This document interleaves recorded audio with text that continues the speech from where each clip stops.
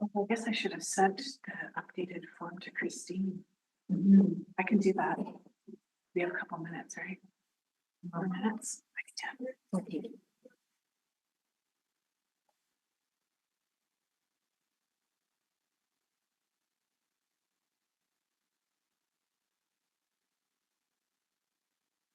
Awkward silence. While we wait, we are unmuted, yeah, oh, I know, that's okay, they know, they feel it too. Hey, Robert. Hey, everyone. Hey there, how's it going, Joe? Good.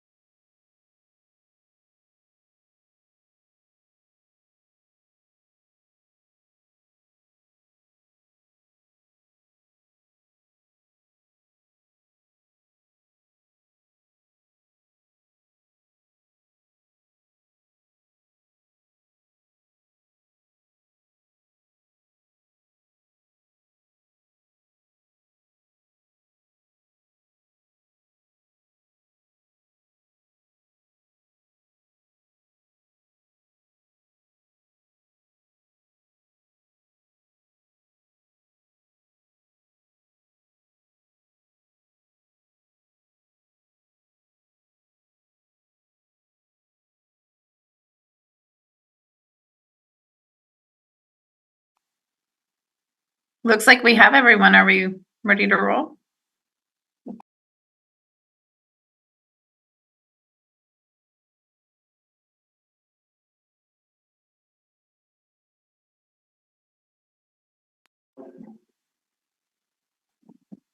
I think are we just waiting for Stuart? Well, I see his name on the participant list there. Oh, okay, great. I just can't see him. There he is. Perfect.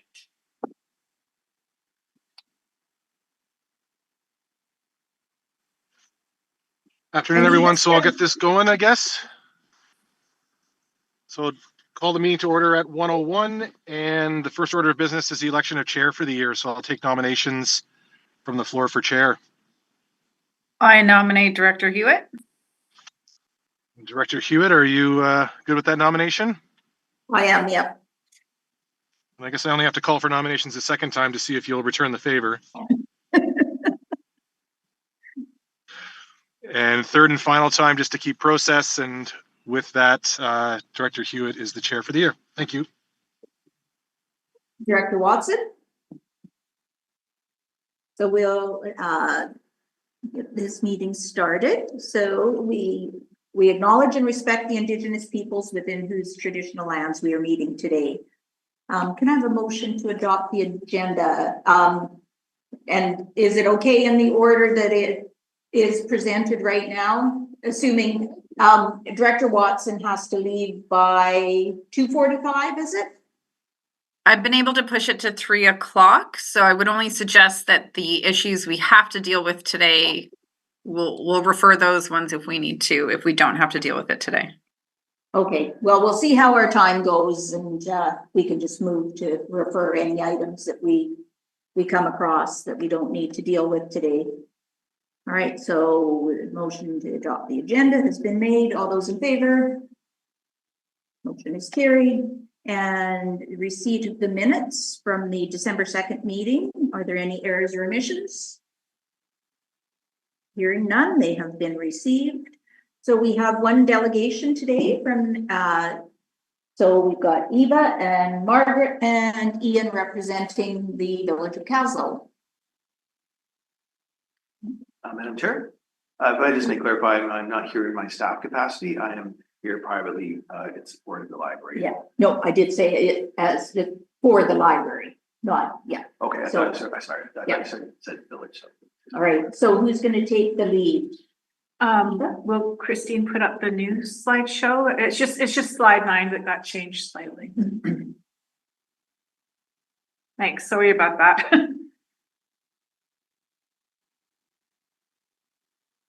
Okay, it's very small. Yeah. No. So 10, usually we give you 10 minutes and then we can ask questions after that. Okay, so I guess next slide then, please.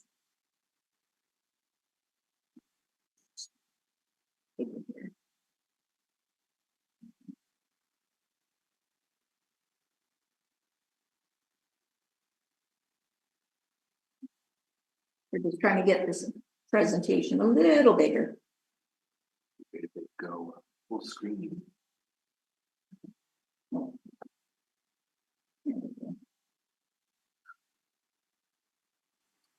Sorry, give me one moment. Nope. For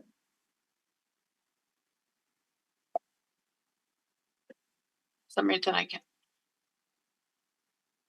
Just gonna unshare for one moment. My apologies. The way that my screen is split, I can't seem to, hold on one moment.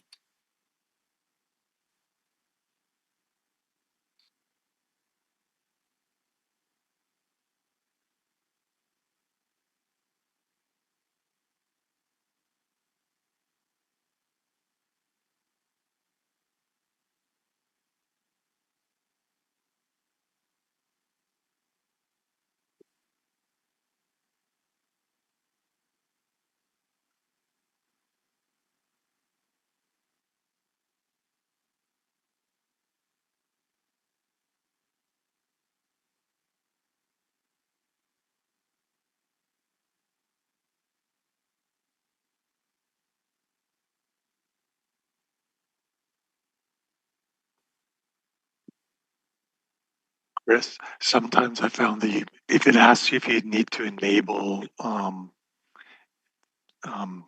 editing, that's what works.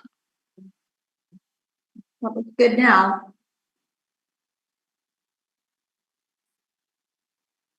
All right, So we're good with the next, go to the next slide, please. Okay, so since this project began in 2020, there's been $1.1 million raised to build a new library in Caslow. And the ideal location is secured, 5th and Front Street. We've got detailed plans since 2022, and the Class B costing was recently updated in 2024. Now, what happened here, and the reason for this meeting, is that a third intake for GICB, which stands for the Green and Inclusive Community Buildings Program, was announced. They gave us a short timeline from September 4 to October 16. And when the village approved putting this grant submission in, there was some conditions attached to it.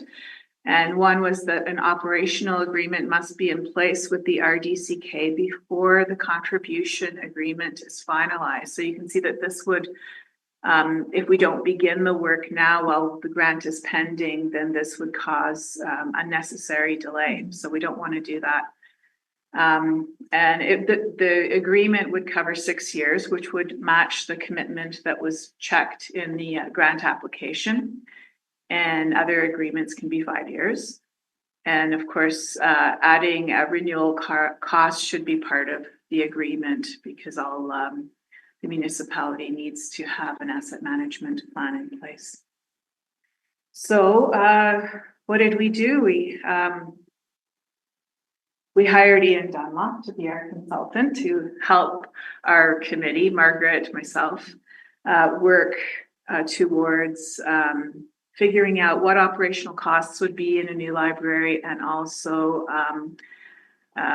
different scenarios for asset management. So next slide. So this is the current budget status by phase. So you can see phase 1 is complete. That's the land acquisition. Cost was $300,000, and this was completed with a CBT grant plus fundraising in the community and a CFUNCLES grant. And then we have been focusing on phase 2, the building. And this is what we've submitted for the GICB grant. The estimated cost is just over $5 million. And as you can see in the sidebar, that's about a $1,005 per square foot. This is based on the quantity surveyors updated cost assessment for 2024. We expect it to be lower than this. And just as an example, Chetwynd built a new library in June 2024. I mean, they moved in then, and their library, 8,600 square foot library, came in at $657 a square foot. And if that amount is adjusted for inflation, that would be more like $740 a square foot in 2028. So hopefully we'll come in under that. Anyways, the GICB grant, we're asking for just over $3 million, and we have some commitments in place. So we've got the Growing Communities Fund through the village, and then the Library Enhancement Grant, which is almost $100,000. Then we've got Community Works through RDCK and the Village of Caslow, $125,000 total. CBT has made a commitment for this grant. It's not publicly announced yet, but the commitment is there for this grant. So $500,000, and then we've raised through events and donations, etc., over $500,000. We're projecting that in the next 4 years, we can raise $400,000 based on our track record. And of course, this includes the fact that once a federal grant is approved, we will be able to apply for smaller grants such as Fortis and other foundations, et cetera. So we don't see a problem there. And then there's projected interest included. So that's what makes up this project for the building phase. For the capital renewal, the quantity surveyor estimated the cost in 2024 dollars to be $1.84 to $2 million. And this range is dependent on overhead and fee assumptions. And what we have to put towards this is we've always had $100,000 set aside for this purpose, but we are able to add another $300,000 right at 2025 and expect that we could raise another $400,000. So that would bring us up to $800,000 over a 40-year time period.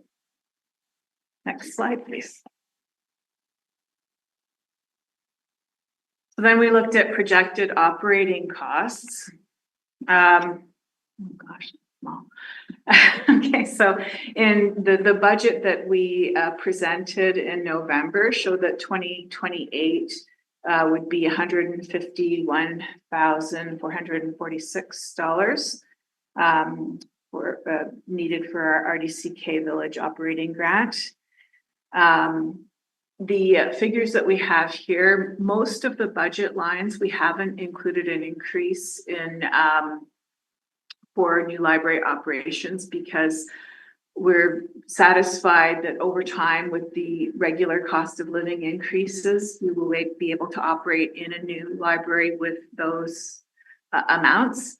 The main things that we needed increasements for would be maintenance. Obviously, it's a much bigger library and the village wanted us to take on more responsibilities such as snow removal and regular maintenance and inspections. Technology, somebody to manage the network, which is currently done by a volunteer. And insurance, we expect that there might be a 30% increase in content insurance. And then, of course, wages. This is to add sustainability to our Tuesday to Saturday operations so that we can be open more. There's no point having a big new building without being open. And but one of the things too that in the blue at the bottom, there's the village lease operating, which would be a nominal lease. Basically, it would be including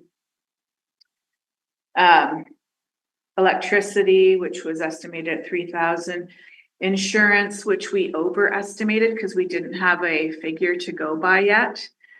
We estimated at $8,000 and it came out to about $6,600 in 2028 dollars, and then some admin fees. So while it says 34,752 is what we expect, it's more like 33,360 with that change in the insurance amount. And I think we can go to the next slide. Well, that's over to you. Okay, thank you. So we took the information from the quantity surveyor who gave us sort of a bulk figure on what the life cycle cost of the building would be over 40 years.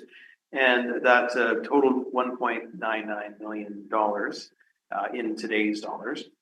And so what I did was I did some analysis on that based on asset management best practices about what the life cycle of typical things are, like how often you'd have to reinvest in windows or doors, fixtures, those kinds of things. So over the 40 years, the first significant investment comes at year 25, where some of the things are starting to age out and need to be refreshed. Certainly at the 10 and 20 year phases, every 5 to 10 years, you need to invest something to, whether it's doing a bit of repainting or doing window caulking, those kinds of things. So that's been worked into the budget. And then year 25 is where we have the first round of significant costs. And then year 30 to 35 is another round of more maintenance kind of costs. And then year 40 is when you're having some significant investments in building systems. So mechanical systems, having to redo the roof, those kinds of things. So there's going to be two fairly significant points in that 40-year period where quite a bit of investment will be required to renew the asset and keep it in good working order. So that's where these numbers have come from. And there, as you can see at the bottom, there is some overhead that's built into those estimates as well. So the quantity surveyor suggested 28% to be added to the cost of asset renewal.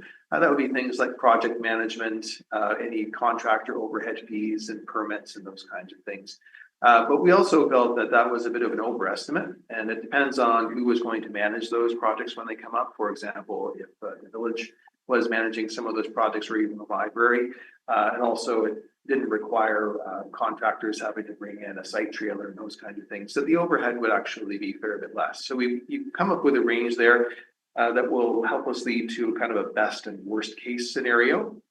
So the worst being 1.99 million with the 28% overhead built in, and then a more reasonable, we can talk about that as we get to the next slide. Next slide, please. So these are 40-year cost models, and you can see the blue bars, the dark blue bars on each of the charts are where the significant amounts of reinvestment is going to be to renew the asset.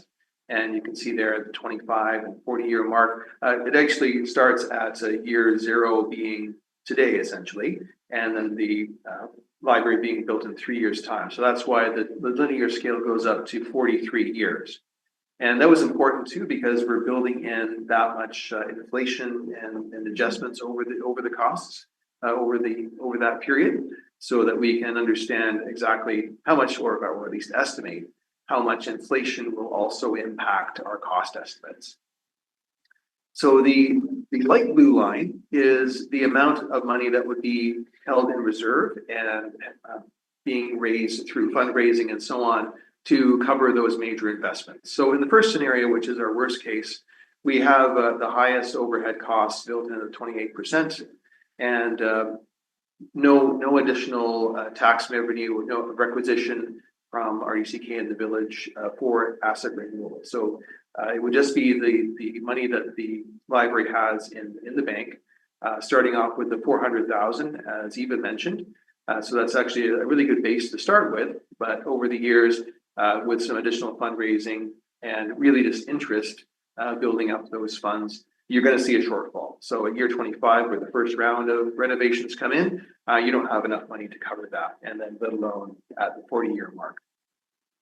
Under the scenario on the right, where we would add in $20,000 a year in additional tax requisition, you can see that it's a much different picture. So because we're compounding that money, extra money coming in, going into the dedicated reserve fund for asset management, you can see there's no trouble there covering the cost of the 25-year renovations.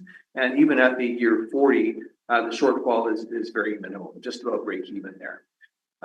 If we go to the next slide, you should see the sort of middle of the road. So we're looking at a 35-year asset plan. The reason we chose 35 is that we're talking about quite a long-term scenario here. So there are options that the village could look at, and even the library. Things are going to change over the years. So who knows, even after 25 years, if the village will still want to own this building. If the library might have changed, they might want to look at moving into a different facility as they approach the 40-year mark, for example. So the longer range contributions or investments may not even have to happen, or at least there's the option that the village could be, the building could be sold or repurposed for something else. And thereby that would essentially fund the future renovations at that time, and that wouldn't be the issue of the library. So I hope that sort of makes sense, that even if there was a shortfall in year 40, it doesn't mean that suddenly everybody's going to be in debt and it's going to be a crisis. There are things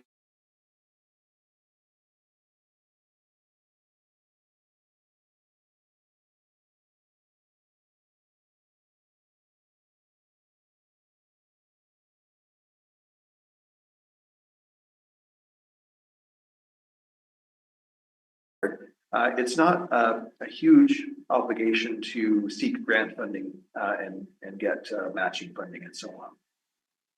You'll note that note in the lower right corner, if we did go to the 40 years under this scenario, there would be a shortfall that in today's dollars would be about $400,000. So you can imagine that if we were looking at $1 million renovation at the time, coming up with a $400,000 grant from whatever sources and fundraising is not a huge ask for a facility of that value.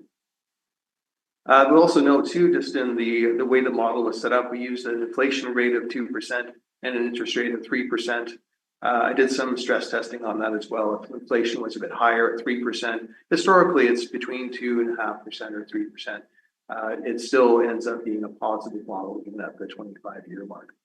What is a real game changer for the library is starting off with having $400,000 in the bank right off the bat. So I understand that there was a significant donation that was received very recently.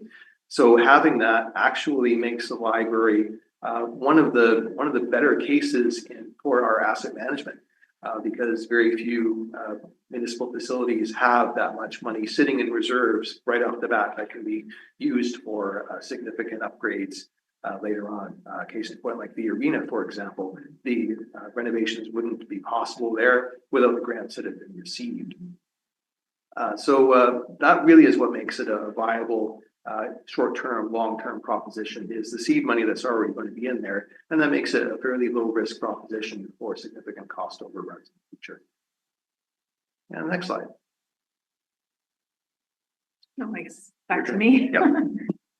Okay, so this is just basically showing how the assessments and mill rates have gone over the years. So if you look at the chart on the top right, you'll see that the assessments have been increasing since 2019.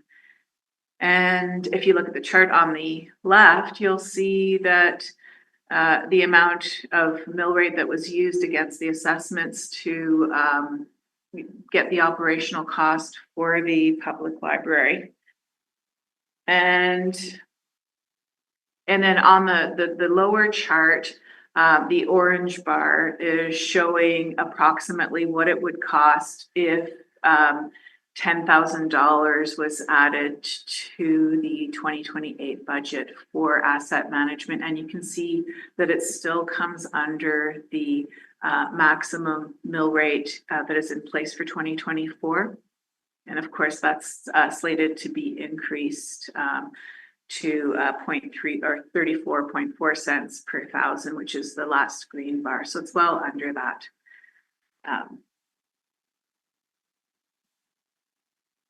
We'll go to the next slide then. And this is the one where I apologize. It's just been updated today. I made a mistake on the first line in the chart.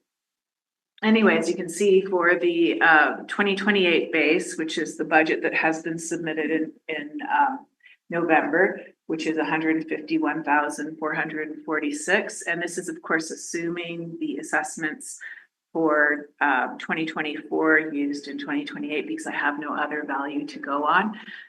The approximate mill rate would be 0.162 and the cost for library service would be $72.90. So this is without a new library. This is staying in City Hall. Now, if we did build a new library but did not add any money to the asset management fund, the mill rate would go up to 0.197 and library services would be $88.65. This is for a homeowner whose property is valued at $450,000. So that's another assumption that was made for this chart. And if we add $5,000 a year to the asset management plan, which was the 35-year plan, then the amount the taxpayer would pay would be about $91.80 a year for library services. And then you can see what happens with 10K and 20K. So we'd go up to almost $100. And so our goal here is, well, just before I go on with our goal, I just want to say that all these options that I'm showing are below the current maximum mill rate, which is 0.275. So all of them fall within the current bylaw. But anyways, our goal here is to work with the RDCK to come up with a strategy that works with local government and the library and our taxpayers, and also to find a way to present a strategy in February if needed, and also to come up with an agreement in principle so that we're ready. If the grant is awarded, there isn't a delay on that part. that's, any questions? All right, Director Watson, did you have some questions? I don't really know what I'm being asked. I know that our current mill rate is 0.13. If Yep. you're asking this for 2028, you'd have to ask us then. I don't really know what's being asked of me, so I don't know what to ask. These are interesting numbers. Good to know you got asset management in there. The mill rate is not approved at this time. It'll come through in February, I believe. So I don't really know what we're being asked. Maybe if you could clarify what you're asking of us. Yeah, if we went back to the first slide, that's where we're asking. It's basically the village agreed to submit the GICB grant, but it's conditional. It's based on having some kind of agreement in place for operations. So the second slide, I guess. Yeah, next one.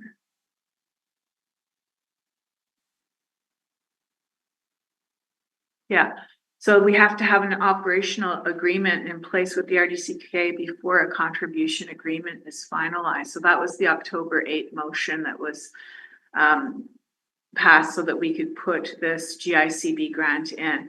So, basically if the grant was approved tomorrow, where would we be at? So we're trying to begin the discussion to come up with some kind of an agreement between local government about operations in a new library, and that's including asset management. So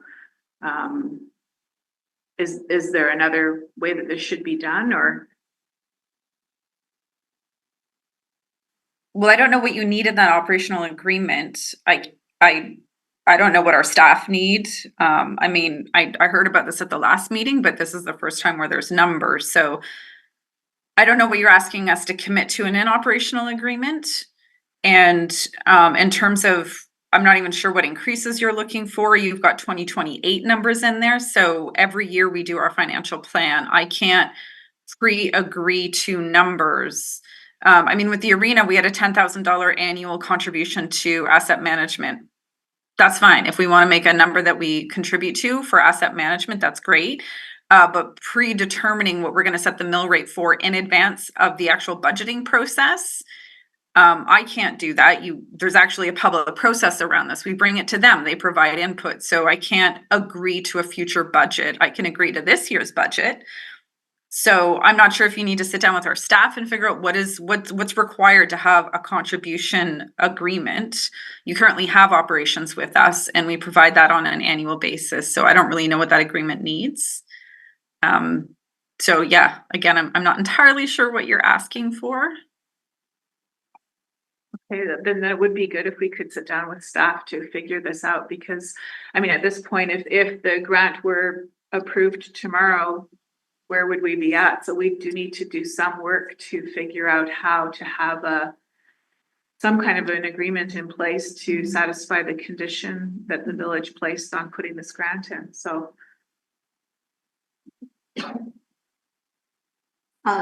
Stuart? how do we set up a meeting? Through the chair, I think it would be helpful. What's the term of the agreement you're looking for? Does the agreement start on Jan 1st, 2028?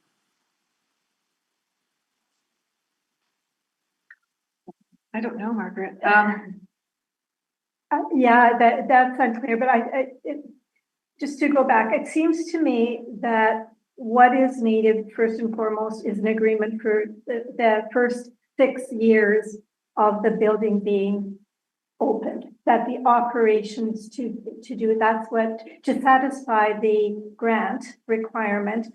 There needs to be a 6-year agreement, and that has already been agreed to by the village when they submitted the grant. They had to check a box that there will be sufficient operational funds to go for 6 years.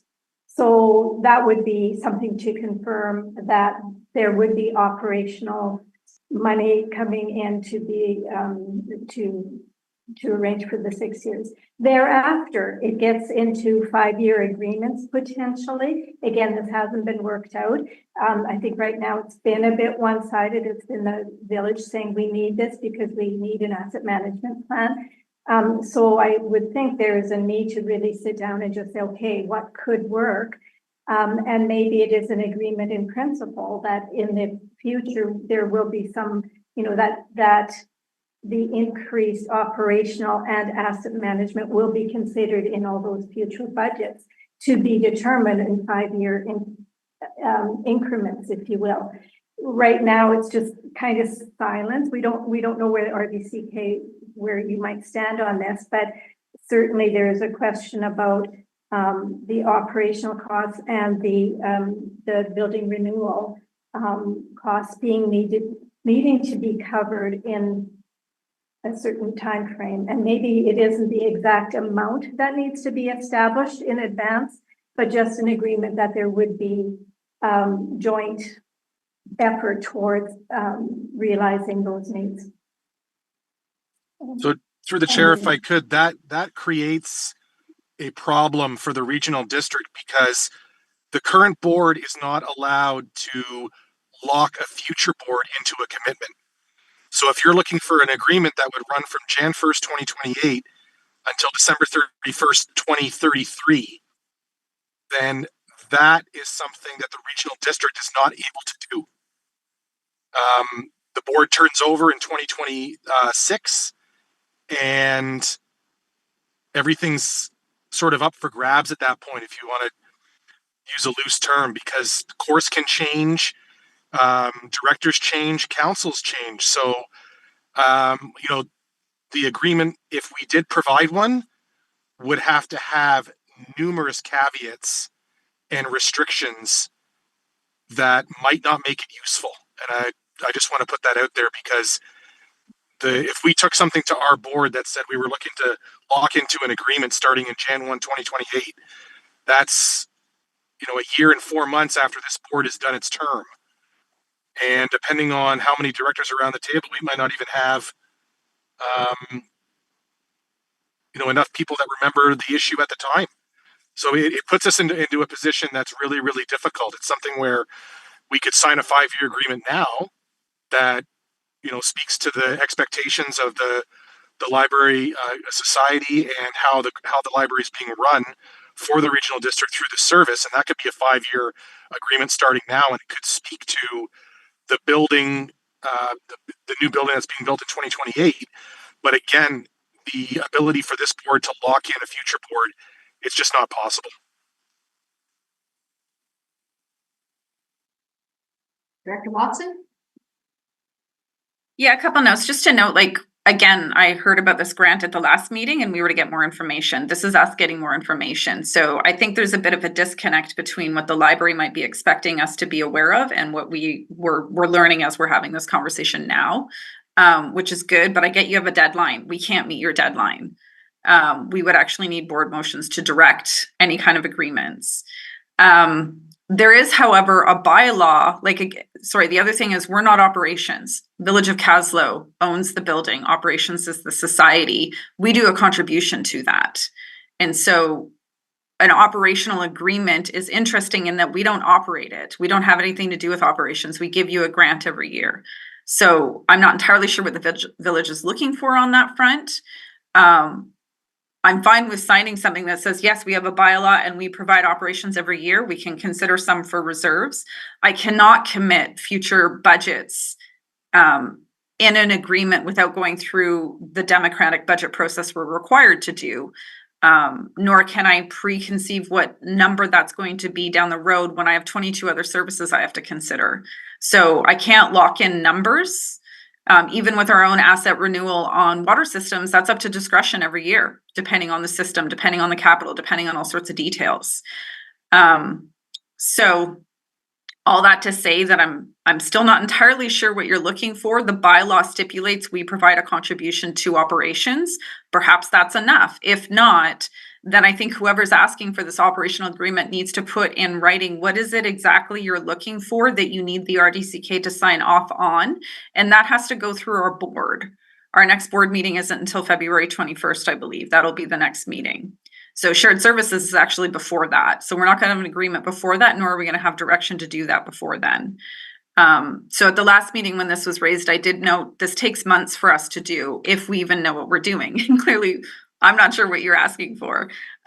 So not to support the great work, but it's difficult to say, yeah, in 2028, we're going to commit to this. I can't do that. I can't even commit funding in 2028 because I don't know if I'm here at that time.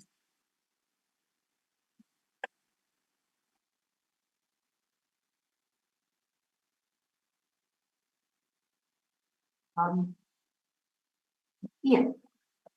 Thank you. I don't know if I'll add clarity to this or not, but my take on what was being asked was really to present a business case for whether or not the new library would be viable. I don't think we're really talking about getting into the details of an operating agreement at this point. It's really more agreement in principle to provide a level of comfort that if this grant comes through, and the village is also going to be making a contribution from the Growing Communities Fund.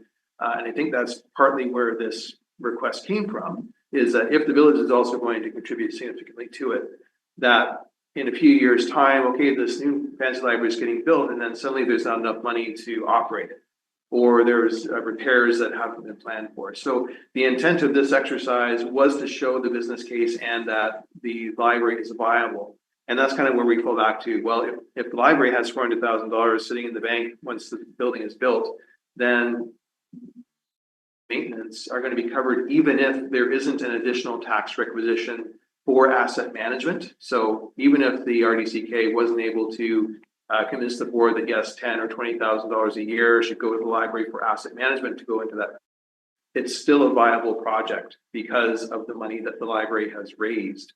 And therefore, the intent was to give a sense of ease to our local council in Caslo and RDCK that this $5 million project isn't going to become a taxpayer burden unduly, aside from some modest increases in operational costs in future. So yeah, I totally agree. We're not really talking about an agreement that would take effect in 2028, but maybe backing up from there.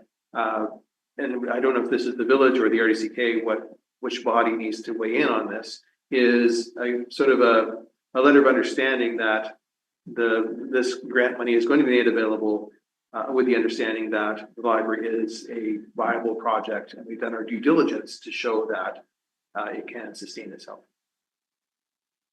Director Watson, was your hand up another time or just hadn't taken it down? No, I put it up again, but okay. Have Stuart go ahead if you'd like. All right, go ahead, Stuart. Thank you. Through the chair, I think that, if we're leaning towards more of kind of a comfort letter scenario where there's a letter written from council that says there's a commitment for the Growing Communities Fund and a commitment that the village would own the building. And then from the RD side, we've got the service establishment that's been around for years and continual operating funding, along with the community works contribution from Area D. If that's what you're looking for in terms of supporting the application, honestly, I feel that if a grantor sees that a building is going to be owned by a local government, and then there's a service that provides annual operating funding for that service from a local government, I don't think they need much more than that at this point. But that's just my opinion. Maybe they're tightening up more and want more certainty.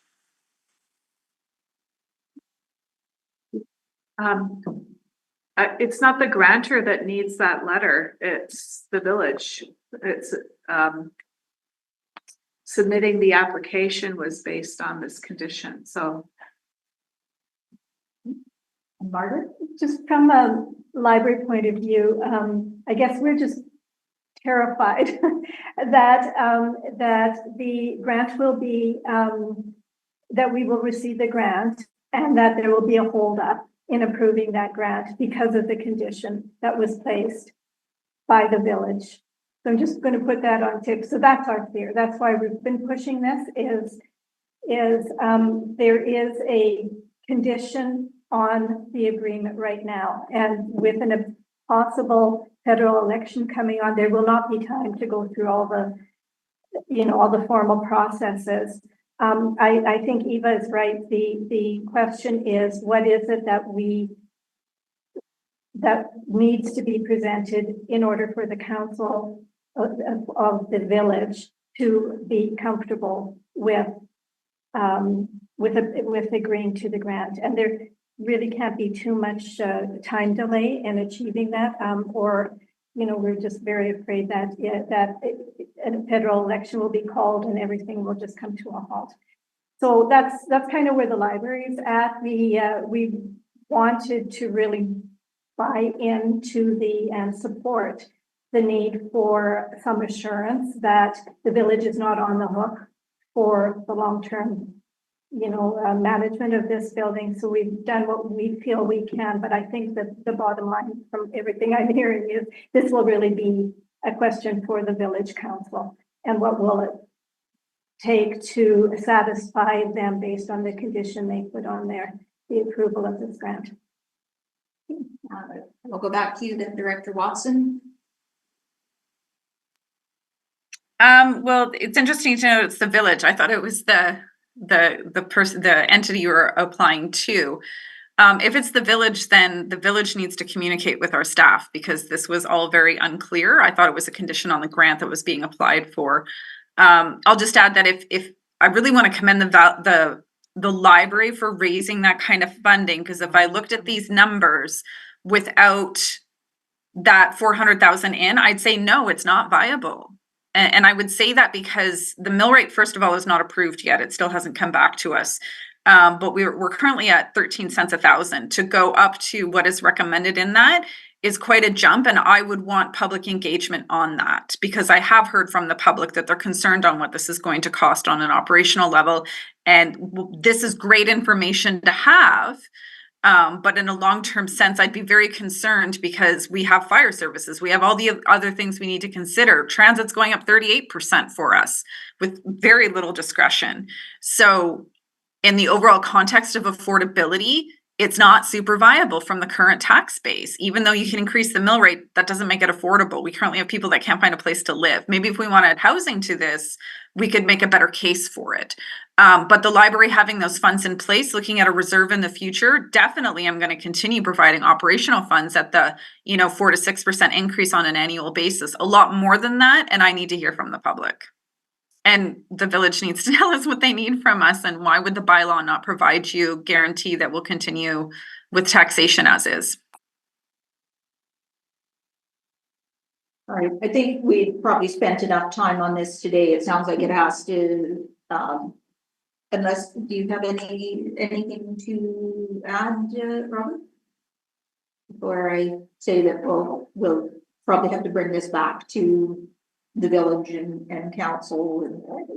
Sorry, Stuart has his hand up, and I should have not spoken. Oh, okay. He has a solution, I think. So through the chair, maybe to Robert, maybe you and I can just get together and chat, Robert, because if you've been privy to the conversations with council, you might know what council needs in order to support the application. Maybe you and I can take this offline and figure out how to work. Okay. Okay. All right, well, thank you all for coming and for putting the work into putting the budget together. Thank you.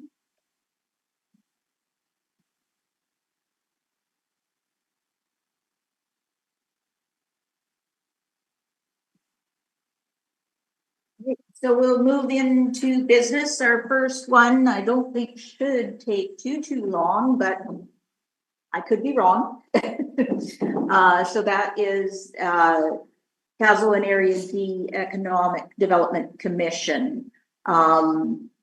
Basically, it's what are we going to continue on with it, given that we have had the entirety of 2024, pretty much we have really struggled to get quorum, to get membership on the committee. So I guess Director Watson and we have to decide whether that it's viable to continue on with the commission and populating that commission. And if not, what are the steps that we need to take? What will that look like to make it dormant as a service again. And yeah, so Director Watson, you have any comments, thoughts? Yeah, I think that given the commission and our, I think it should go dormant. I don't think we should disband the bylaw. We can leave it there and just simply not populate the commission.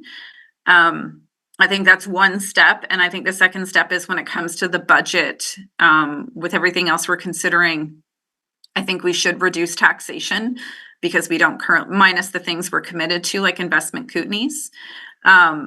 So noting, first of all, that should be, the budget itself should be on our next agenda.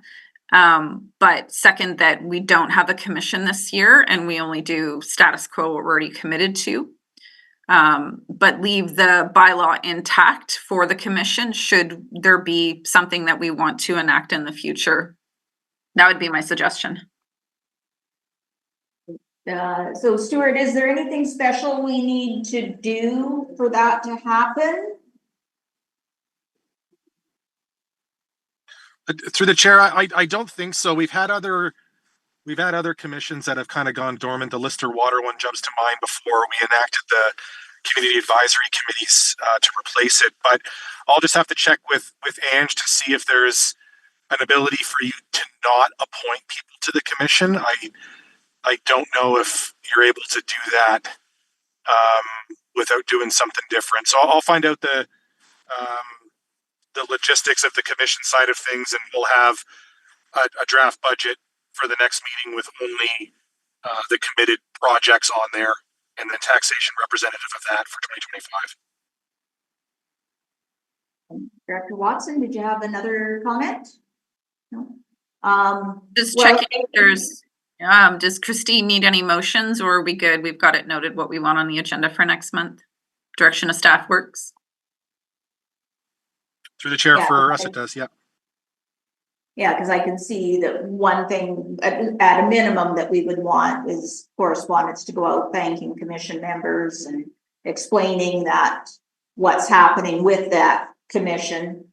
And we should for the budget next meeting agree on what we will have in there, because at this point we have the firm commitment. Well, and we don't even have to follow through on it if we choose not to, is the Imagine Kootenay, which is $2,000. And if we're not having commission meetings, there won't be any amount for the village for that admin part of things. And I don't know what there would be with a very bare bones, whether we'll have any of the admin fees for the regional district and IT fees, because it would all go through this committee.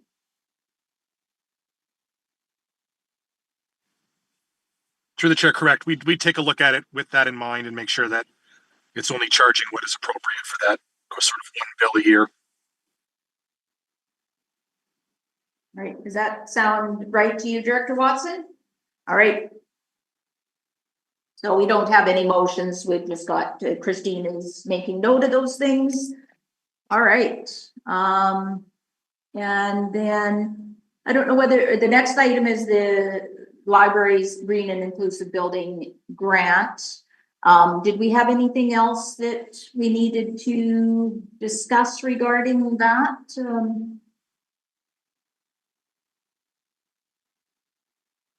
Or did we cover it all in during the delegation discussion? Is anything else? Go ahead, Director Watson. Yeah, I appreciate Stuart indicating to Robert that they need to talk about what we're being asked for. Just note that any action of the board is going to require a motion, which this committee will not consider again till its next shared services meeting. So I'm just timeline stuff. Stuart knows it. Yeah. Noted. All right, so then we'll move into budgets. So the S221, Joe.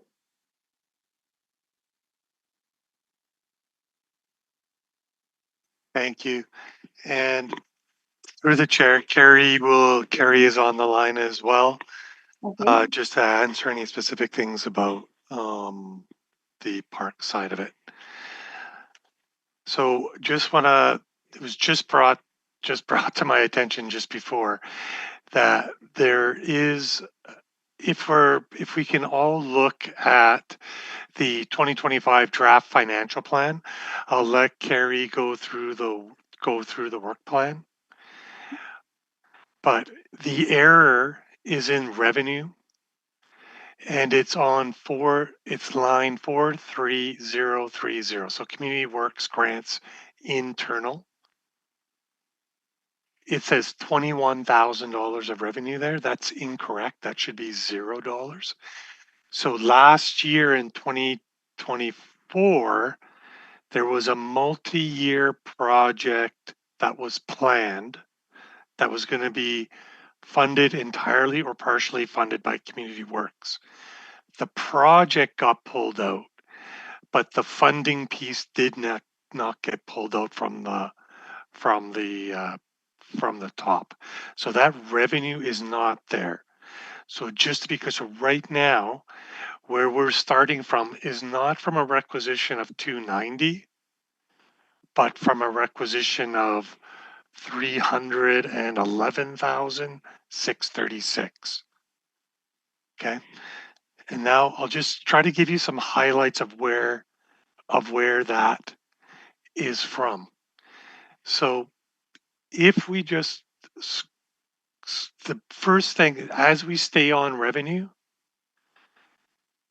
first thing that impacts requisition is the decreasing surplus.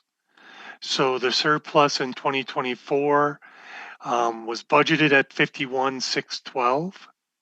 At the moment, we're budgeting $17,000 less. That surplus could be as high as 41, but we still don't have our final actuals. So the least it will be is 34, but that budget could be 41. So that $7,000 would reduce taxation from that 311. In expenses, and we're going to go through each of the expense work orders here, but in expenses, what's always important to look at is that bottom line expense between the 2024 budget and the 2025 budget. So that's what's in the gray, and on mine it says page 2 of that budget. That is $111,170 more. But what that is, $94,211 of that increase is capital funding that is 100% funded by the Growing Community Fund for Glacier Creek. So that capital increase from 14,000 to 108 actually has 100% funding associated with it. So if you were to take that increase out, the increase in expenditures is 16,959. And the difference of about in the two budgets is that there's the increase in expenditures and the decrease in surplus.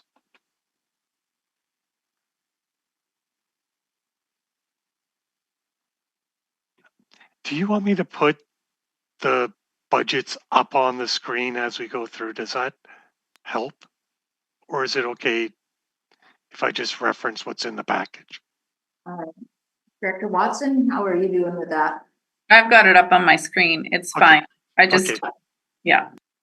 I just want to make sure. Do you So have the presentation? yeah, so I'm not following. I'm following his words, but I have no clue what he's referring to, but it's okay. I'm okay. So that, well, it's hard to see there. But, well, if you can bring it up, that would be good, Joe. all right. Thank you. Because there might be members of the public on that might want to see that. It is on our website as well. Anyone looking for the agenda.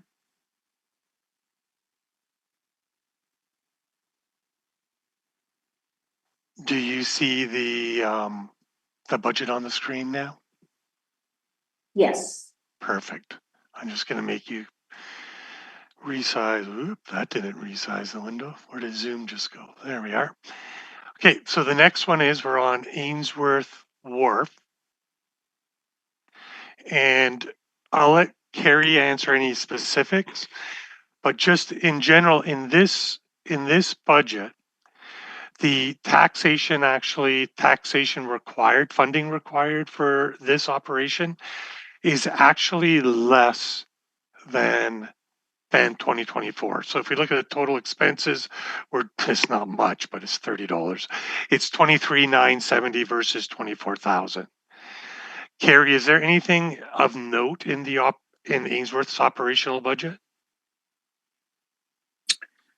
Yeah, through the chair, there's nothing nothing exceptional compared to other years. There's a little bit of increase in the janitorial, but some of that is up to a salary increase and the expected sort of increase of some of the work that they're doing on the grounds this year.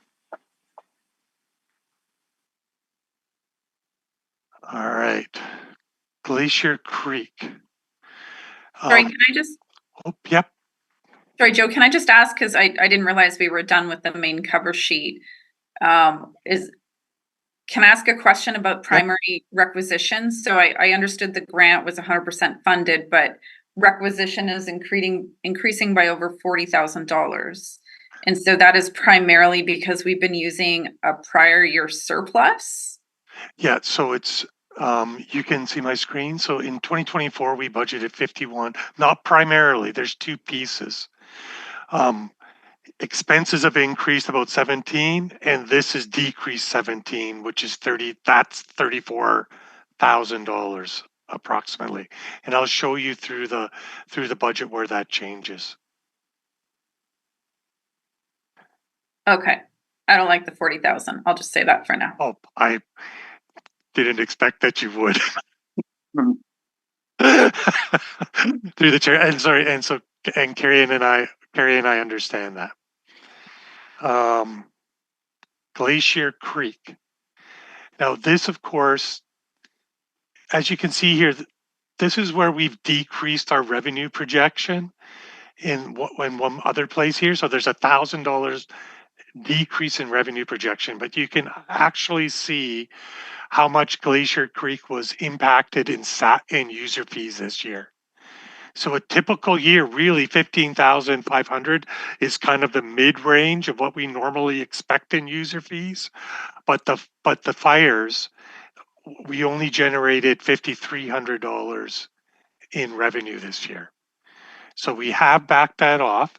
So the one thing that we could do, as long as all of us understand, is that we really don't know what the impact on Glacier from the fires in 2024 for people going up there and using Glacier will be in 2025, but we could maintain that revenue budget at 15,500. So that would reduce requisition by 1,000, but we just want to make you aware that we're unsure about what that is because we had a major event there in 2024. So, but we could change that revenue projection and increase it. So here, the primarily difference, through to Director Watson. Yeah, so with that presentation up, I can't see your hand, so you can just go ahead and speak up, Director Watson. Thank you. I'm assuming this is a no, but we don't have anything insurance-wise covering loss of income. There is. Stuart, I'm forgetting the deductible right now, but I would expect this falls below the deductible. Did you have a supplemental? We can. Oh, Stuart unmuted. Go ahead. Through the chair, our deductible is $10,000. So yes, it would be. Okay. Well, the only other thing I was going to suggest was that I could fill the gap with a grant, but then I realized when I do that, it spikes taxation the following year. So I'll just consider it for now the best way to handle that loss of income. I don't know that $1,000 makes a big difference, but It's, I think it's all those little things adding up. That's Right. probably what we're looking at. So when if, we get into operations, that's more what I'm interested in. Yeah. I do raise the driftwood issue with the Columbia River Treaty conversation every time they were looking for numbers from us. Because that's really a BC Hydro expense. That should not be this park's operational expense, because they do it in other reservoirs where BC Hydro is responsible for that driftwood cleanup. So I really, really want to flag that as a follow-up item from staff to try and figure out why are we paying for that. And I did see your note, Joe, that Community Works would not cover it because it's considered operational, but anything Community Works would cover in any of these parks, I will cover. So I'll just say that as a blanket statement. and so that's And something that, through the chair, I know you can't see my hand, but just to note in there, there's like that contracted services, there's the contract for the park host. The newer asset management part that we have in there is just the machine and operator for the drift cleanup. So that's actually about probably $3,000 or $4,000, of that. If we're going to do that, I mean, we've done a lot of the work and kind of getting some of that stuff piled up, and then the machine has to come and kind of grab some of the bigger stuff and put it down. But a lot of that under that contracted services is just the the contract for the host. Where we have here the newer asset management, I know you like that broken out, was more just as part of that contracted services. Some of that would be used towards that driftwood cleanup and a machine time. Can I ask a supplemental to that? Yeah, go ahead. Thank you. So Carrie, can we please get some numbers on what this is costing us every year for the driftwood cleanup? Because I do want to advocate that is BC Hydro's expense. That should not be our expense. Yep, I can do that. We did nothing last year, so that didn't add. But I can try to get numbers from Jeff on exactly operationally what it is. If we had like a 5-year average or something or total, then I could at least take it to them that way, and I would include you in those. Okay. I have a question under equipment for the miscellaneous equipment. There's 6,500 budgeted. Was there any expenditure? Yeah, through the chair. Last year there was very little done at Glacier due to the fire. Some of the things that we had planned in there originally, such as the road. We have sort of road bumps and things like that we had planned on purchasing. We had one as a trial this year. It went in and actually really slowed down people, and then it was some other equipment that we had to do some of that work up there, but nothing was spent in 2024. And for the park washroom replacement, so there is that too large for your Community Works? That sort of looks like the only thing that maybe would work for that fund. Yeah, through the chair, that's the growing community funds that was provided. So it was 94,211. So that's why we have that money that is sort of being spent, but it also is in the top community facility recs area D financial expense sheet on page 1 of this. So that's through the chair, Susan, that's this revenue coming in right here. Okay, so that matches. Yeah, I see that now. It's just that it's not on this budget, so it looks like a totally unrelated item. So maybe a note could be added that it's, see the main budget or something, so I know, because it looks like it's total that there is nothing to offset it, but there is. Yes. Yeah, so essentially this net expenditure here is almost exactly the same as 2024. So just go down to, so now unfortunately this isn't in an easy way to, so this is the total grant budget, but so you can see here that grants, what's been requested has gone up 11,000, just under $11,000. That's primarily from two places, and we'll see that as we move through. So this is blank. So this one's useless. We had pulled this out, but this one right here, this is where primarily one of the changes are. So if we remember last year, there was a strategic thing to reduce the grant to the village of Caslo for recreation by $10,000. This year, in our previous meeting in October, it was given direction to that we were going to restore that funding back to the pre-pandemic level. So that is now the same level as 2023 and before. So 11,500. Can I ask a question on that one? Mhm. Yeah, go ahead, Director Watson. Yeah, thanks. And this is through to the village, actually. I'm wondering because you were undersubscribed the previous year, which made us not, I think we carried it forward and then we dropped it. I can't remember exactly how that went. Is 10,000 the number you want, or should we be going to 5? And if not, could we go to 5 and I'll give you a 5,000 community development grant and we drop that number by 5,000? I think we have expended pretty much all of the remaining funds from last year, but I'd have to check with staff to make sure. But I think we were subscribed for all of it. Because we do normally distribute, we budget for 5,000 for spring, which we would need to know right smartly because we'll start advertising, and then another 5 for the fall, so we catch the different activities. So I think it should be at the $10,000 amount, and if you want to do it through a different mechanism, that would be fine. So through the chair, so I may have, so it was 11,500. So do we want it at 10,000 or 11,500? And through to Director Watson, you could just, and I'm not suggesting that this is what you want to do, but just, you brought up community development. Remember the community development funds, one of their intent is to be used in places of reducing taxation. So for example, some directors fund the majority of their service from community development funds.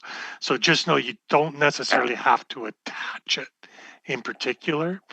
And I'll let you know, like in those services where that happens, we usually make a December application for the community development just to meet if it was intended. So we have services where $20,000 of a $22,000 budget are community development. And we then we do our grant in December. If we need 15, we make a grant for 15. If we need 10, we make a grant for 10. Just to know that that's always a strategy you could use in a more broad sense. Can I go So, ahead, Chair? Yes, go ahead. Thank you. Definitely 11.5 for the total, because I know the 1,500 is administration, and I don't want to take that from the village. That's not free. I think what I'll just say for now is that what I would prefer, I need to bring that 40,000 down. We'll just say that. So I would ask staff, and you don't have to answer me now, but where are there short-term operational things that I could fund that would not then be an increase in taxation next year? Because I know that's a catch-22, because then it's not operational. So a short-term project that is predominantly operational, such as the driftwood, maybe that's community development, because we hopefully don't do that every year, and hopefully we stop doing it altogether.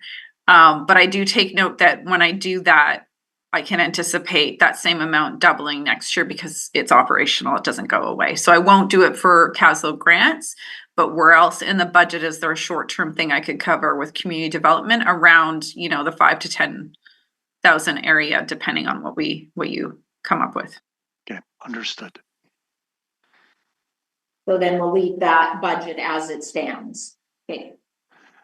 So this is the arena, and Robert, so this is $56,000 goes to the society, and this also includes the $10,000 towards the capital fund. So that's exactly the same as last year. Curling rink is the same, 10,000, 10,000.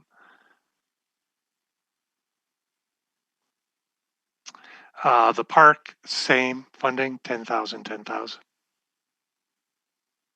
Spelled regular wrong.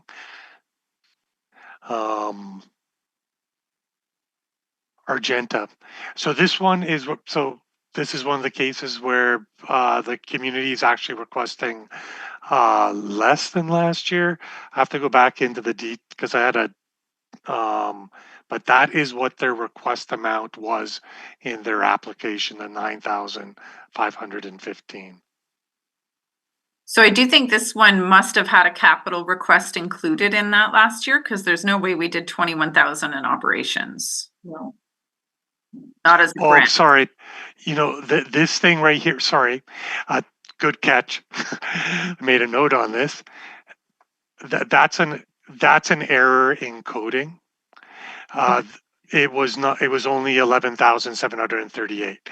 If and where the 10,000 extra that's showing up in actual there, I just actually asked Daryl to change it. That was actually this one right here. It was the Village of Castle Parks. It was just miscoded to the wrong work order. So last year their Argenta's request sorry, excuse me, was 11,738, and that is what they received, 11,738. Okay. But thank you, Amy. I forgot about mentioning that. It's these grants that I know it's lower than last year, but they were averaging 5,000 to 7,000, and then they jumped up. So that's actually more than the patch. So it's also an area I'll look at where I know Johnson's Landing did the same. And that's an area where I can do community development to supplement, but we'll just go to the end and see just looking where we can cut. Yeah. And so Lardo the same, like Lardo's been in this range for a while, but it is less than what they requested in 2024. Just noting Lardo's our park, so they requesting. Oh, no, this is the community center. Oh, the community center. Okay, gotcha. Yeah, and sorry, the way these work orders work, there's parks at the beginning and then parks at the end. Okay, sorry. That makes sense. Understand that confusion though. I was gonna say Lardo's averaging 25,000, but that's the park. Ainsworth is an increase this year. The hall of $3,000. So I think with the halls, all of them, including Ainsworth, I will give them community development for that difference and try and get them to stay at their annual average, because then that normalizes the 11,000. They did a ton of work on the hall this year, really great work. So I'm happy to support them. They've really organized and dealt with the building. So Susan, I wonder if, sorry, Director Hewitt,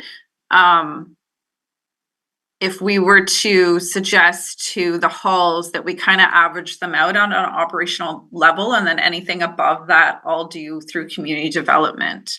So I'd put Argenta back at 7,000 and then do the difference through community development. I'd keep Ainsworth at 7,500 was their usual, and I'd do the difference. And then whatever Johnson's Landing, it was around 7 as well. Director Hewitt, I know it's actually my grants that I'd be providing, but what do you think about that?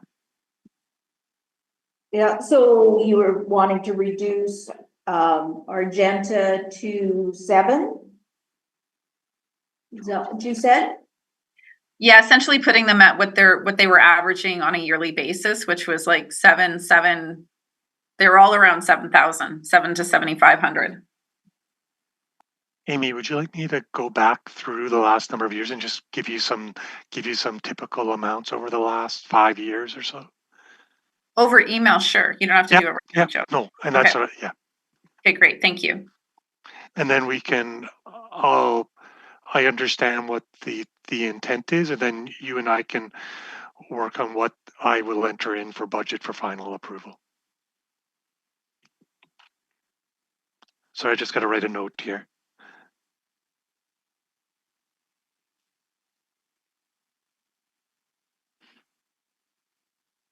That'll get us down probably a couple thousand, not 40, but that's one area. Fair enough. So Lardo Regional Park. So Carrie has a little bit of an update on this one. So this one, there is a little bit of it. There is an increase in what our expected expenditures are of about $7,000 this year. Carrie, there's some in particulars here that that you identified. It's even in the work plan. Yep. So through the chair, one of the big things and you know that we've had going at Lardo, we've had difficulty in the past trying to find someone who will, you know, do the maintenance in terms of cleaning the washrooms, do the you know, any shoveling, clearing off the boat launch, clearing garbage, all of those sort of things. We had someone who was somewhat contracted, but they weren't really living up to what we had asked them to do. So they are no longer doing anything with us. We have a new contract with, ends up being someone who lives in Argenta, who's coming. So where in the past things weren't really being charged, or we would be having to go up and do them ourselves intermittently, and things weren't being cleaned, garbage wasn't being removed.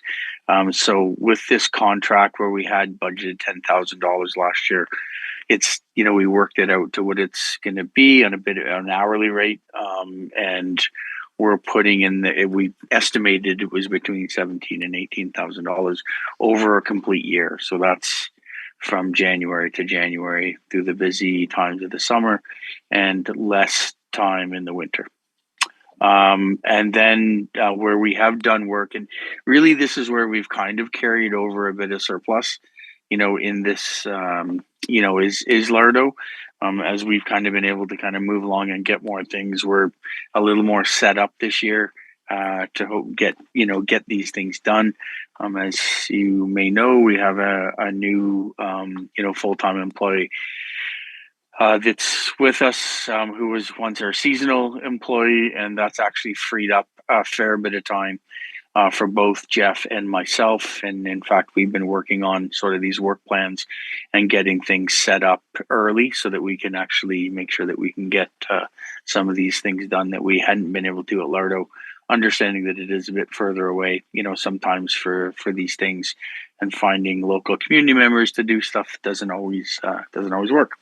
So that's kind of where we have here, that, you know, any increase in the actual budget to budget, you see really out of that, the custodial and janitorial groundskeeping. So question Yeah. on, oh, sorry. I just wanted to ask a general question. What date are these actuals for 2024 up to? Are they pretty final, or will there be surprises? Just thinking about, you know, because you're showing some surplus in some of them, and how reliable are those? Because it's not popping up per service what their amounts are. It's just you've captured it in the overall, not on the service by like line item by line item. So it's hard to figure out where things are actually standing other than on the total. So when we're trying to make our decisions. Yeah, but through the chair, the surplus. Number one, we went through this and we're not exactly sure how the surpluses got entered in 2024. So what I would do is not look at anything that's related to surplus versus 2024 year to date. The numbers you're seeing in that column are to November 30th. So for example, we've gone through, it's not in this presentation, but we've gone through in actuals in a different document and actually projected what all those final expenses will be. So that's why we're saying the worst the surplus will be, I think, is 31,000 is what we have at the top, but it could be, no, 34, but it could be 41. We'll start knowing that final finance entries are towards the end of this month. And so we'll get those final numbers, but we always at this time of year project our surpluses lower, just accounting for invoices that haven't been paid and or invoices sometimes that we're still chasing contractors to send in. So those kinds of things February will know that number a little more tightly. Okay, thanks, Joe. Director Watson? Yeah, thank you. So it looks like, correct me if I'm wrong, but if I'm thinking of those like short-term projects, it would be the last newer asset management ones. Could I cover those with community development grants? Knowing that they're not going to be repeated next year from what the quick read is on them. Is that possible? Yes. And through the chair, like that, those ones there, like especially where it's new, like you were talking about building a new trail. It's not a big amount of money, but probably gonna get myself in trouble here, but that work might be even community works eligible because those things are new pieces we're putting in. But but that amount only just squeaks over $10,000, which I think is the minimum for that. I thought we had given direction for a larger community works grant that would cover several park projects. Through to Carrie. Yeah, sorry, through the chair. I thought that we had, at the time, this was 2 years ago, they said we weren't looking to do that at this time. I'd have to look back, but that's why I remember us talking about that. And then we talked about trying to get some of the fuel mitigation, or there was other avenues to do that because we weren't going to go through community works funding for those. That was in 2023, I think. I'll go back through my emails because I had given a total amount for several projects and I thought it was more recent than that, but that I'm still essentially anything that's a short-term project that could be covered by either grant. I would much rather, this is the service I can apply my grants to. Community development less, if it qualifies for works, awesome, because my development is the one that gets oversubscribed. Yes, so if I can give that direction to staff, would you prefer that as a motion so we can track it, or is that direction to staff okay? The direction to staff is fine, and we'll make notes in the budget. So what will, in that email and that information that I'll compile for the services, for the facility grants that we give out, we'll also include any projects that we think what might be fundable by community works that's in this budget and what might be fundable by community development.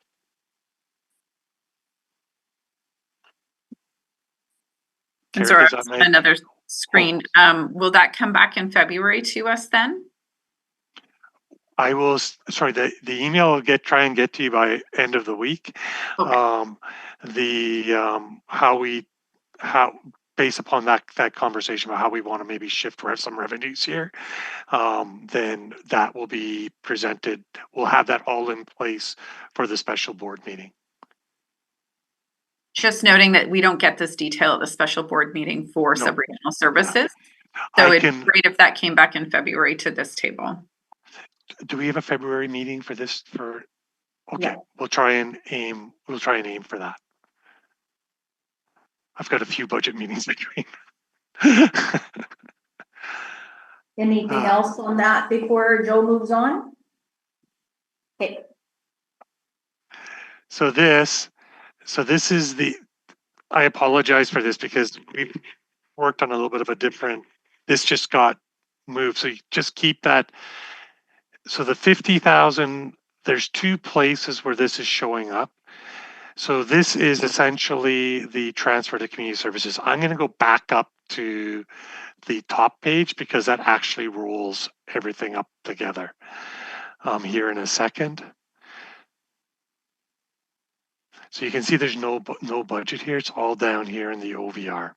So this, where it says 29,000 in 2024, it's really 29,173 plus 50,000 for 21 when you're looking and comparing that to that 86. So just a second.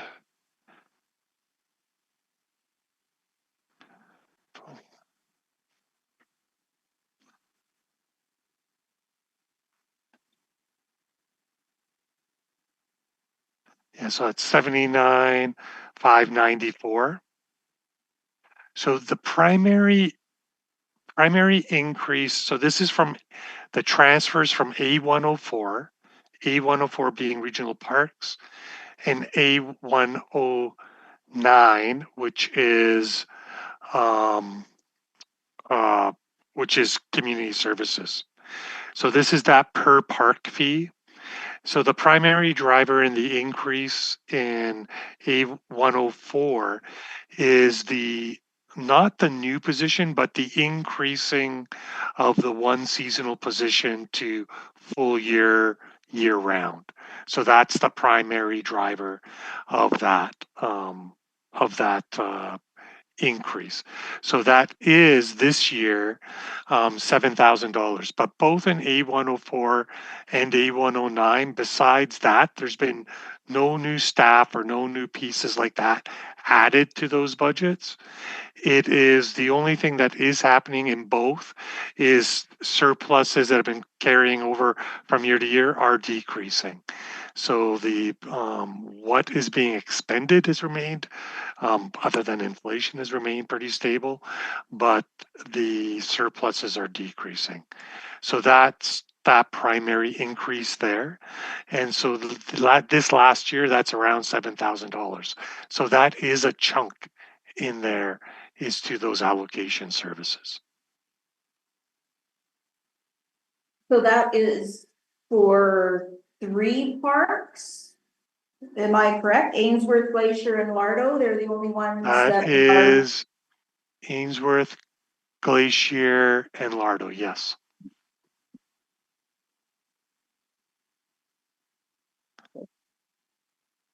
pretty hefty fees. Well, we have to remember that the fees are not just about salaries.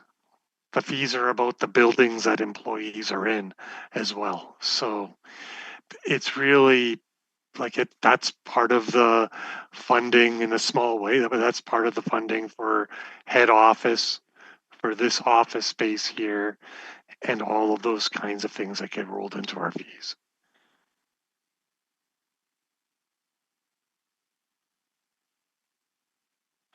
Okay, so that's it. Did you want Carrie to go through that work plan report as well? Can I just go back to the grants for a minute? Because I found the email. It was last February. I put $100,000 into Community Works. I provided $100,000 of Community Works to be spread across all the capital projects for all of our parks. I'll talk to Carrie about that after. Okay. But I understand. I'll forward the email if it's helpful. Please. Okay. Thank you. All right, I'm going to stop sharing here. Going to stop sharing. Got to remember all these different programs. Where is it? There it is. And did you want Carrie to go through that work plan, which is what Commission had asked? Yes, that's the other document in eScribe. Correct. Yeah. Yeah, I think we'll go through that quickly and then we can move on to the next item. We've only got half an hour left until Director Watson has to leave, and we still got to get through fire. Or are there any questions on that? Maybe if we can shorten it up, just because we do have to get through the fire budget. I'm good with the report Carrie provided. That's just, it was more so I knew if people asked, it's really helpful to know, but I don't have any questions at this time. All right. All right. Well, thank you. I just apologize that I have to leave before the end of the meeting, but I do have another appointment. But Thank you Okay. very much, and we will follow up this week. All right. Thanks, Joel, and thanks, Carrie, for being here. Thank you. Okay. So that means we are on the fire service. And Eric, you're in the hot seat. Thank you. Through the chair, to Christine. Christine, is it possible for you to throw up the S280 budget, CASLO 2025 for us? Sorry, I felt it was better to do this in person at the table here, but now I'm at a loss for having the data in front of me, so. Absolutely. The 5-year or the 2025? Just the 2025 for now, and then I guess we can move into the 5-year as well. Thank you. It's Just really Christine, small. Yep. Doing that, I just want to let you know that I had asked Tristan if he could send, I find the formats really awkward when they're not in what I'm used to. So I did ask Tristan if he could get us the kind of usual format, such as what Rec was just in. Just so, and thank you, Tristan, for getting back to me.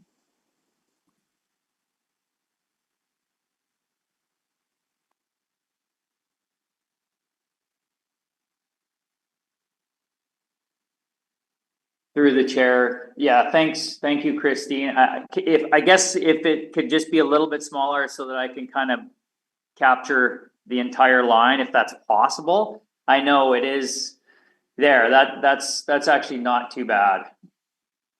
It's doable anyway. So, so moving into this budget, I think what I'll do is, unless there's an appetite for me to go line to line, just speaking to the differences between last budget conversation and this budget conversation, I think that those are the key pieces that we want to address. And then again, I'm happy to field any questions outside of those if I've missed anything.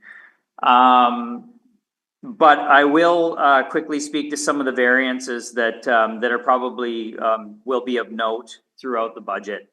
So I will directly speak to, there is a $35,000 budget line, which is about the architectural assessment, which will be covered by the Community Works grant, and that's lower down on the budget. Which I believe, through the chair to Director Watson, you are familiar with, in terms of the building assessment that needs to be taken care of at the fire hall, at the Emergency Services Center. Yeah, I'll just comment that I failed to let Mayor Hewitt know. Maybe I texted it to you, I'm sorry, but I called Tristan and said, please use Community Works from Area D for that, not taxation. All right. Chair, would you like me to elaborate? Oh, just very briefly without taking. Okay. Now step in, please, Chief Feist, if I'm speaking sort of a little bit out of context. But this is an assessment based on what has been done in terms of the exhaust extraction system in the Emergency Services Center, which now needs to comply with Part 4 of the Building Codes post-disaster, which has now recently come to us, and so there needs to be another assessment based on the relevant part of the code. So, and that will be covered through the Community Works grant. So we had those for all of the halls, correct? Yes, I remember seeing it at the board table. Yeah. Again, through the chair, something of note as well, down at the bottom, our capital project for our wildland vehicle. It is underway. The purchase order has been approved, and so we are going to be procuring the vehicle, well, right away. But there is a delivery time, about 12 to 16 weeks, like I had said before. We knocked the budget line item down from 110,000 to 100,000, just because we feel that we're going to be getting that vehicle for less than 100,000, but we wanted to keep it at 100,000 just in case there's any, you know, extra costs involved with the delivery of the vehicle.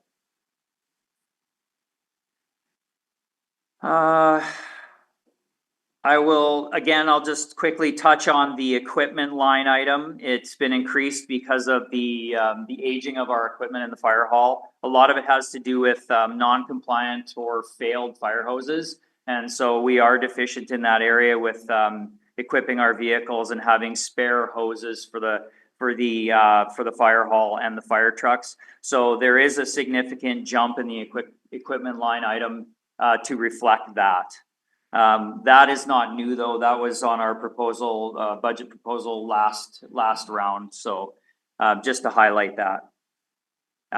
Everything else is really just a basic cost increase for inflation. And then I think that's about it, unless anybody has any questions on this particular budget, and then we can move on to through the chair to Director Watson. Sorry, Chair Hewitt, do you have questions first? I always jump in so fast. No, you can go ahead.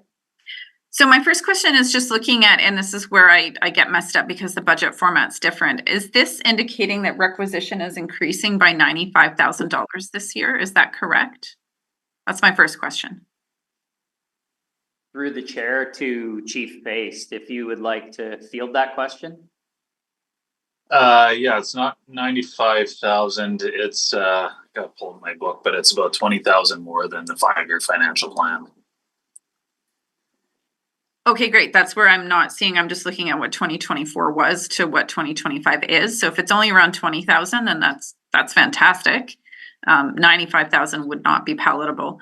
Then my second question is, and that's why I'm hoping we can see the kind of, I don't know what to call them, the formats I'm used to, where it shows you what 2024 was and what 2025 will be. That's essentially my primary question with budgets.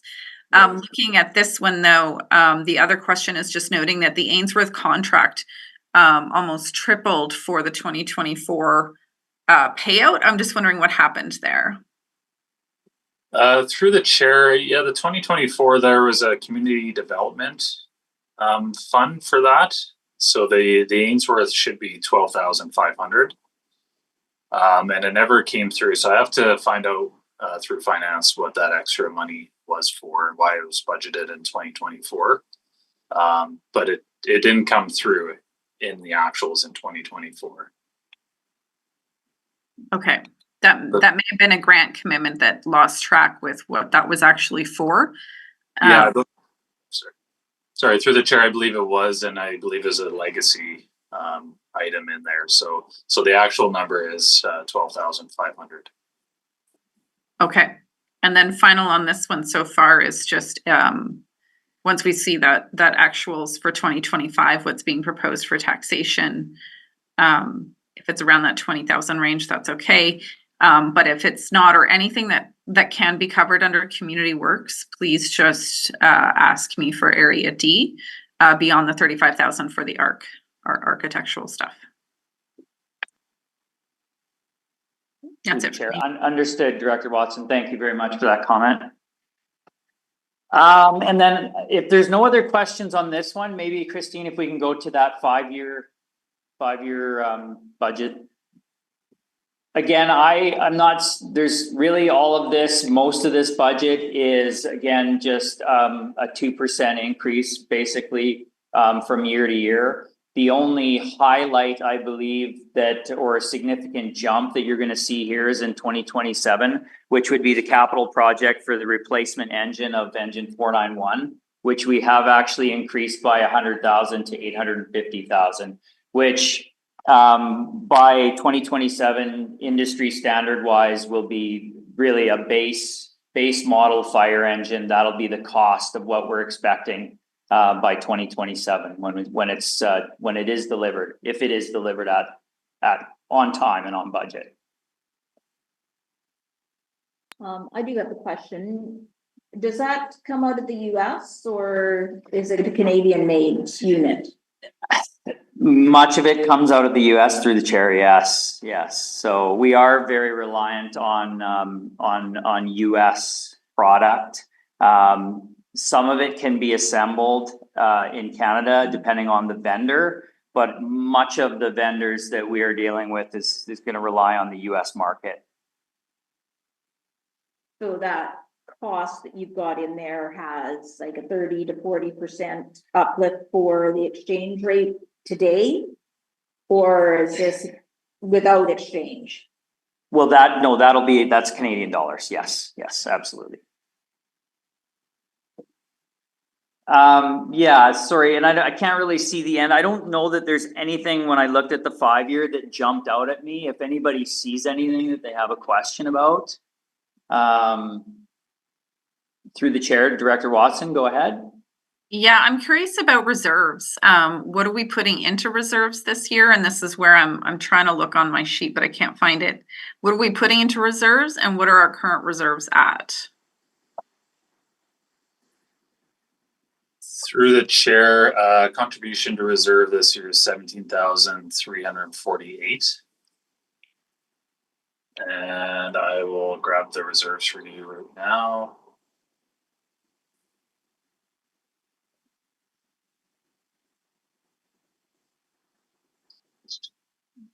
While you're looking, can I just ask, because I know we're working on asset management for the halls, is the 17,000 determined for reserves just based on kind of like a carry forward, not necessarily the formula on the hall, because we haven't done asset management for these halls yet, is that correct? Or how was that number determined? That's correct. Yeah, it's not based at this time on the asset management. So is it 17 or is it 35? Because oh no, there we go. It's hard to follow this across. So 29 for 615 is what I'm seeing for 2025. 17,000 was the budget for 2024. Sorry, through the chair, yes, you're correct. We have 29,615 is contribution to reserves for 2025. I was reading the wrong line item. I apologize. And the current reserve amount is 277,129. And that's before the 2025 anticipated contribution? That's correct. And Director Watson, did you have questions?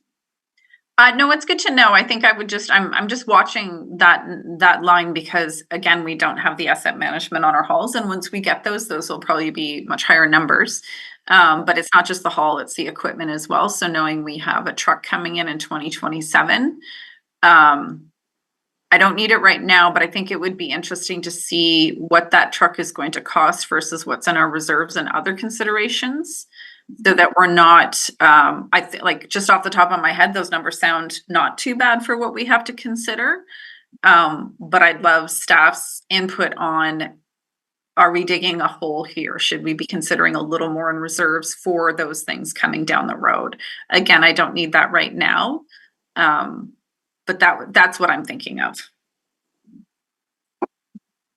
Because I see in 2026, it jumps up to a contribution of 70,000 and then it goes back down to 27,827 in 2027. Is there a reason for the doubling for 2026? Not that we're dealing with it right now, but it just seems that the doubling and then to drop back down doesn't make a lot of sense. Through the chair, that was just in an effort to continue to save towards that truck in 2027. And in terms of pricing for that truck in 2027, we are going through a process right now for 5 other trucks in the region. And we'll likely get some solid numbers in terms of what the costs are going to look like. Through the chair, this might be a discussion offline as well in terms of a strategy for that truck. whether it's something we want to look at in beginning that process now due to the time frame for construction. Well, one quick question on that one that I'm happy to take that one offline because we don't necessarily need to consider it in 2025. But a question through to either you, Chief, or CAO is, can I put grants into a reserve for a future expenditure? Like, let's say I wanted to put 10,000 from community development specifically towards that truck into the future. Is that something we can do? Through the chair, that's a good question. I've not encountered that before. I think what you would want to do is you'd want to find an expense line item in the budget that you could put the community development grant towards, such as the hose replacement that Chief Graham was talking about. And then you could take the money you would otherwise use for the hoses and put that into reserve. Thank you. As you said that, I realized I've asked that before because you gave that same answer and I'm now remembering. So if I can, I'd like to ask between chiefs to look at what could be considered under community works for current equipment needs. And then what items would be short term that I could cover with community development. And then add that difference into the reserve. Is that possible, just as direction of staff? Through the chair, yes, absolutely, Director Watson. I will confer with Chief Feist, and I will look into that, certainly. And just checking with my colleague, Director Hewitt, I'm assuming you're okay with that? Yeah, we're not committing our money, but it is reducing budget. So, because it is going to be a concern when we get everything rolled together.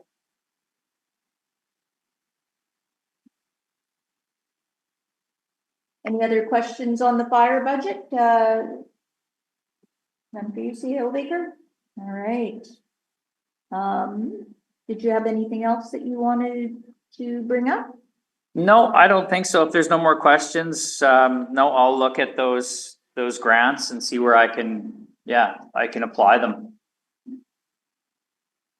All right, so we'll see revised figures at our February 24th meeting. So we've got no new business, so it is now time for public time. Are there any members of the public who are online that have a question?